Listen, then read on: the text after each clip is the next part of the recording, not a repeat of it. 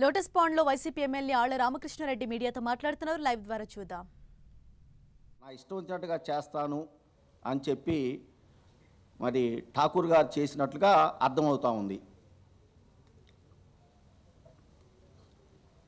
ఠాకూర్ గారిని నేను ఒకటే అడుగుతా ఉన్నా అండి, ఏమండి మీరు చంద్రబాబు నాయుడు మీకు అండగా మీ వెన్నుదండగా మీరు ఎన్ని అక్రమాలు చేసినా నిలబడ్డా మీ వెనకమాల, నేను పోలీసు బాసుని ఐపీఎస్ అధికారిని, నన్ను ఎవరు క్వశ్చన్ చేసేవారు లేరు అని చెప్పి అనుకున్నా, కనీసం మనసైనా మీకు లేదా ఠాకూర్ గారు అని అడుగుతా ఉన్నా. ఎందుకనంటే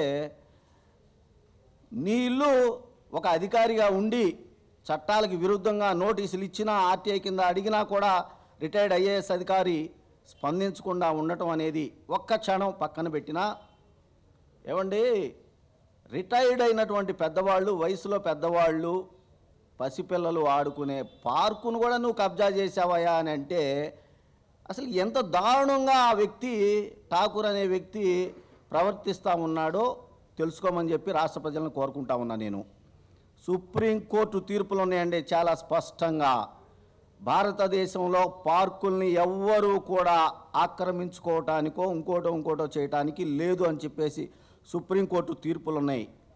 ఒక ఐపీఎస్ అధికారిగా భారతదేశ చట్టాలని తెలుసుకొని గౌరవించాల్సినటువంటి బాధ్యత మీ మీద ఉందా లేదా అని చెప్పి అడుగుతా ఉన్నా. నేను నీ ఇంటిని సెకండ్ ఫ్లోరు, థర్డ్ ఫ్లోరు, అంటే గ్రౌండ్ ఫ్లోరు, ఫస్ట్ ఫ్లోరు అనుమతులు తీసుకోకుండా వేసి దాన్ని బీపీఆర్ఎస్ కింద పెనాల్టీ 85,000 రూపాయలు కట్టి, దానిపైన కూడా రెండో ఫ్లోరు, థర్డ్ ఫ్లోర్, మూడో ఫ్లోరు ఇప్పటికీ కూడా బీపీఎస్ కింద రెగ్యులరైజేషన్ పెట్టుకోకుండానే అక్రమ నిర్మాణాలు చేస్తూ ఉంటే అసలు ఎంత దారుణంగా ప్రవర్తిస్తూ ఉన్నాడో ఈ డీజీపీని గమనించమని చెప్పేసి నేను రాష్ట్ర ప్రజలను కోరుకుంటా ఉన్నా.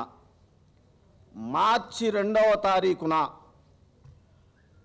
మా మంగళగిరి నియోజకవర్గంలో ఉండవల్లి గ్రామంలో ఎక్కడైతే చంద్రబాబు నాయుడు అక్రమంగా అన్యాయంగా ఒక ఇంటిని ఆక్రమించుకొని ఉంటా ఉన్నాడో ఉండవల్లి గ్రామంలో, అదే గ్రామంలో ఒక పేద రైతో సామాన్యుడో తెలుసో తెలియకో రెండో మూడో ఫ్లోర్ వేసుకుంటే పగలగొట్టారు సిఆర్డీ అధికారులు నిన్న ఇదే మార్చి 2వ తారీఖున. అంతేకాదు ఎక్కడైనా సరే ఇట్లాంటి అక్రమ నిర్మాణాలు జరిగితే జిహెచ్ఎంసీ అధికారులు లేదా ప్రభుత్వానికి సంబంధించినటువంటి ఆ కార్పొరేషన్ అధికారులు తీసేయటం అనేది జరుగుతూ ఉంటుంది.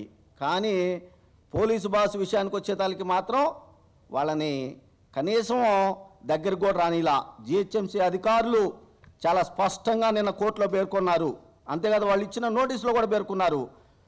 ఏమని పేర్కొన్నారనంటే, అయ్యా మేము అధికారులు ఠాకూర్ అక్రమ నిర్మాణం, అదేవిధంగా ఏ పార్కునైతే ఆక్రమించాడో ఆ పార్కు దగ్గరికి మేము వెళితే పోలీసులతోటి మమ్మల్ని ఆ ప్రాంతానికి కూడా రానివ్వకుండా చేశాడు, వాచ్మెన్ని పెట్టి మమ్మల్ని ఆ ప్రాంతానికి కూడా రానియకుండా చేశాడు అని అంటే ఎంత ధైర్యం అండి ఇతనికి.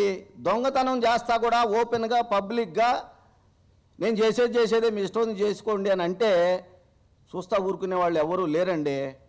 మీరు డీజీపీ కావచ్చు లేదా ఇంకెంత పెద్ద అధికారైనా కావచ్చు, తప్పులు చేస్తే ప్రజాస్వామ్యంలో భారతదేశంలో ప్రశ్నించే మనుషులు ఉన్నారు, దానికి స్పందించే న్యాయస్థానాలు ఉన్నాయి అనే విషయాన్ని మర్చిపోవద్దని చెబుతా ఉన్నా.